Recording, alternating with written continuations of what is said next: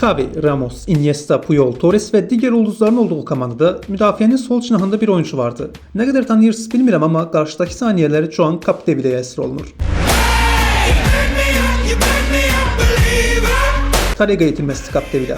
Sonradan yolu Espanyol B, Espanyol ve Atletico Madrid'den keçsə də dünya seviyeli futbolçu olmağında Deportivo La Coruña'da oynadığı illər həll edici olur. İspanya Kuboku, 2 İspanya Süper Kuboku, 246 rəsmi oyun ve Deportivo heyətində 7 il. Elvida deməyi vaxtı çatır ve azad agent kimi Villarreal'a keçir Capdevila.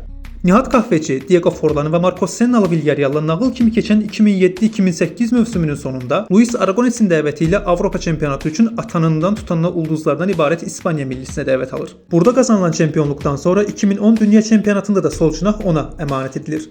Nəticə dəyişmir. Capdevila məğlub edilməz armada ilə dünyanın ən böyük kubokunu qazanır. Kariyerasının sonları North East United, Leeds ve Santa Coloma kimi klublarda keçir.